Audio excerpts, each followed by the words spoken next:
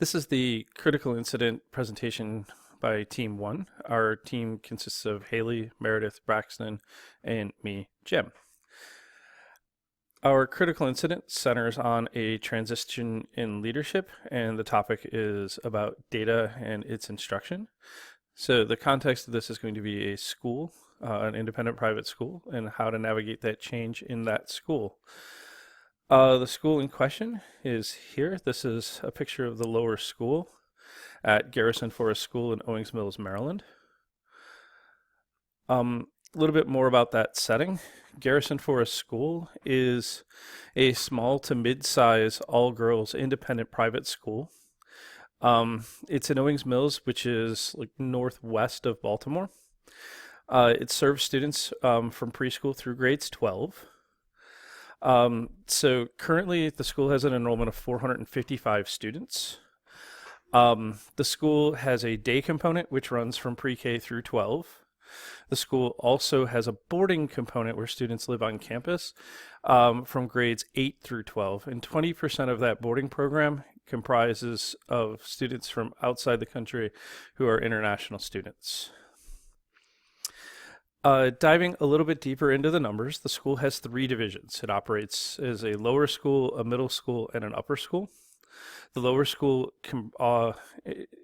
includes the preschool component. The preschool itself has 37 students. It is the only component of the school that actually has some male students. So tuition in that group ranges somewhere between 2,500 and 12,900. And that happens because some students are at the school as few as 1 day a week, and some are there as many as 5 days. Grades K through 5, which is the remainder of the lower school, has 108 students. Their tuition is $30,250. The middle school has 95 students, but it only encompasses 3 grades, 6, 7, and 8. Day school tuition for middle school students is $31,810. Keep in mind that there are 8th grade boarding students, so they would be a little bit different there. The upper school has 215 students. That's grades 9 through 12. Day school tuition there is $33,550. And this also has a boarding component. The school currently has 44 boarders, national boarders, those whose permanent residents are in the United States pay $63,875, and international students pay $69,475. Now, all of these tuition figures are pre any type of tuition reduction, either through attraction incentives or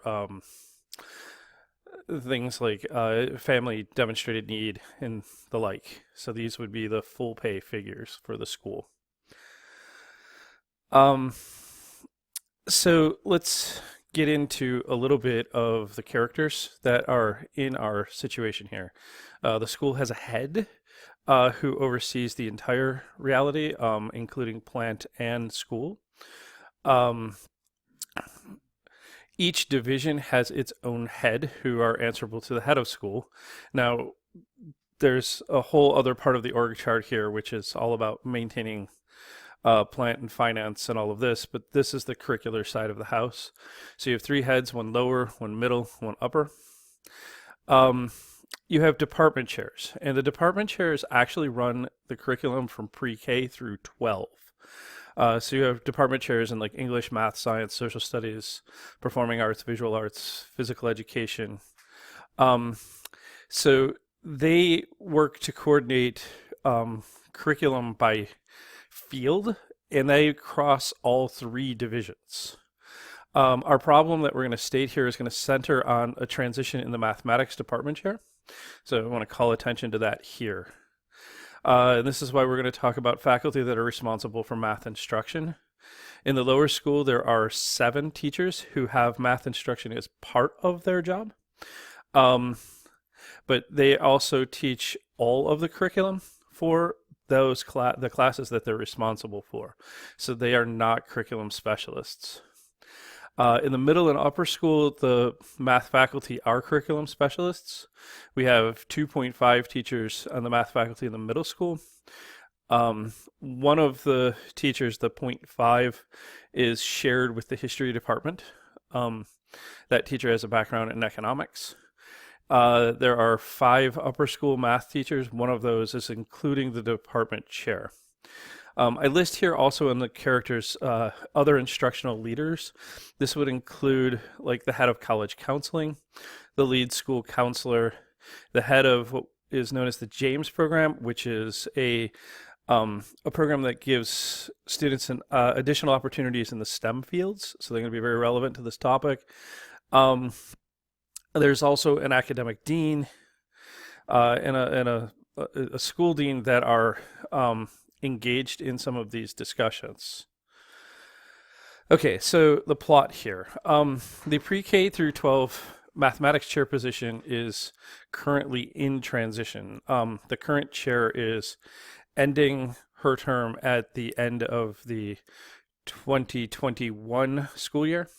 The next chair is coming in at the beginning of the 21-22 school year. So the transition will happen kind of midsummer there.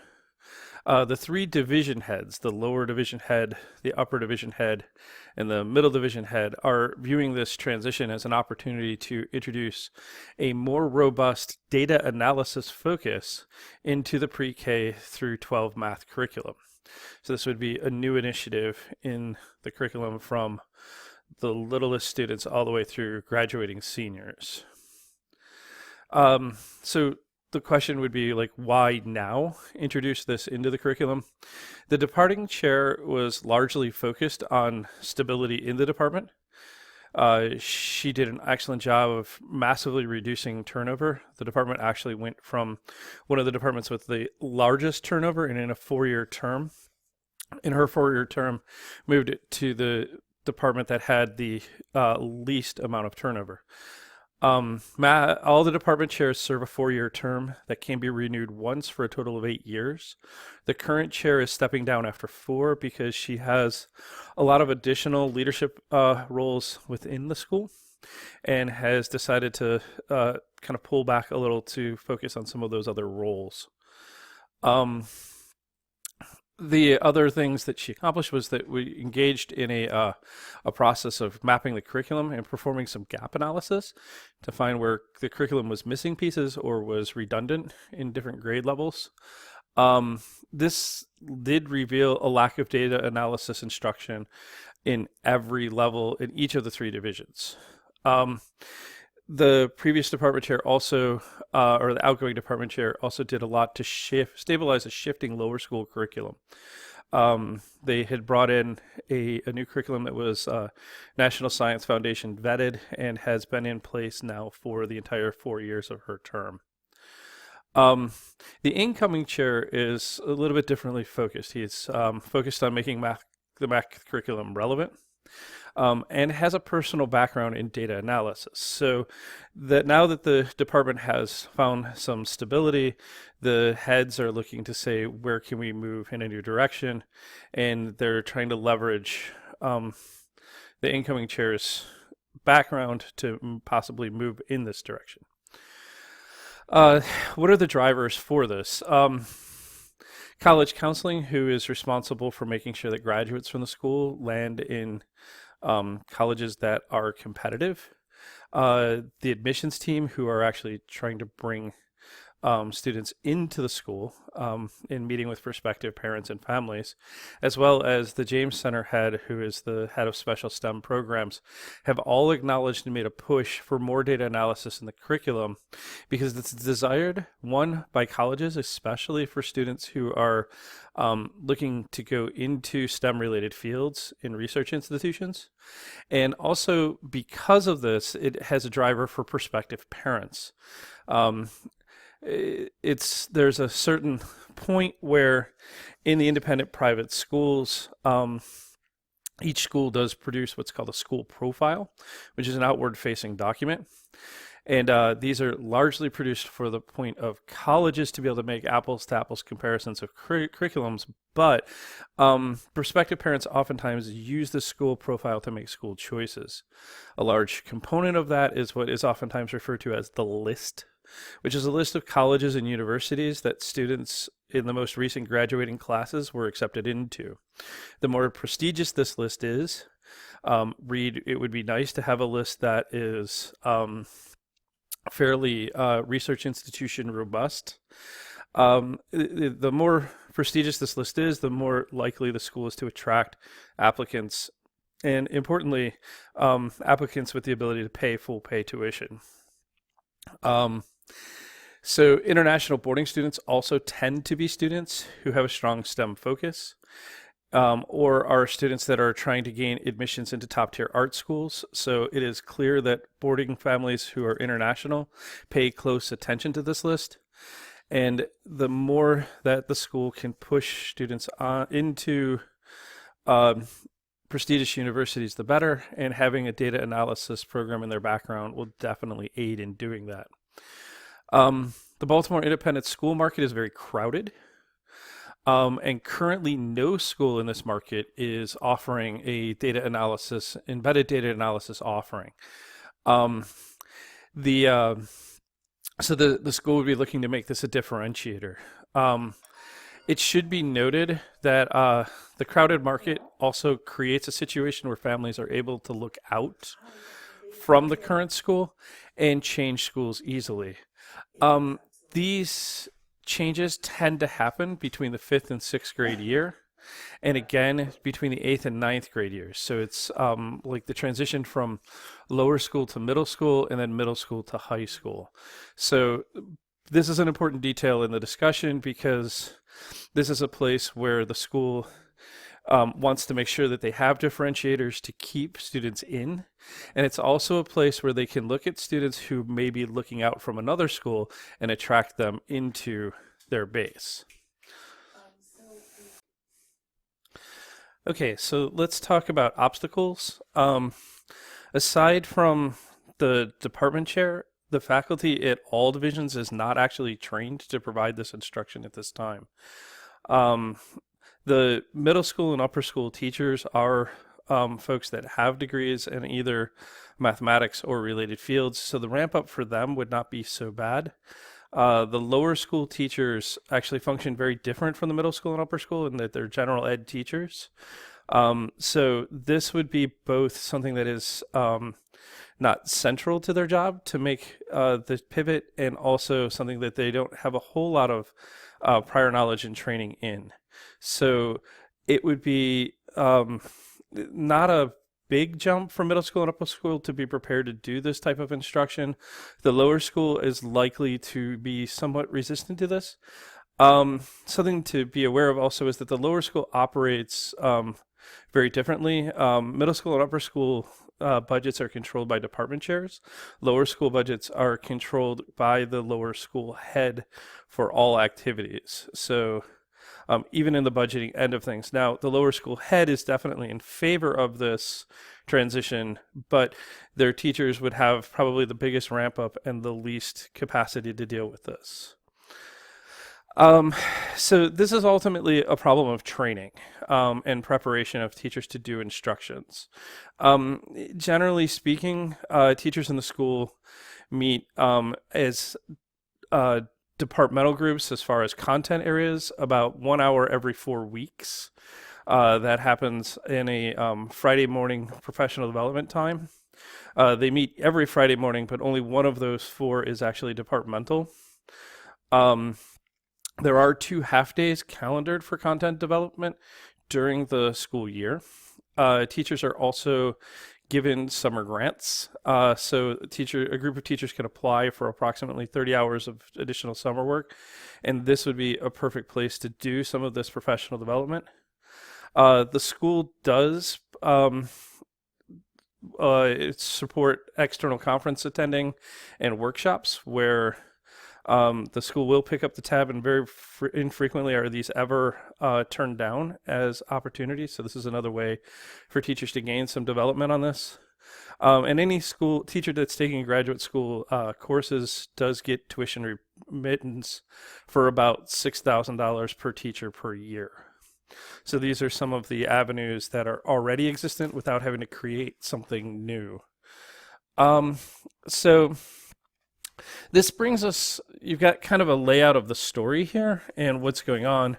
And this brings us to kind of some questions that we've come up with for discussion. So the way we framed these is we put them in a way where we've put the question at the top, and at the bottom we've put the relevant resources from the coursework that would be something to consult as you're trying to wend your way through a response to this in the discussion boards. So we have 4 questions for you, and let's take a look at the first one.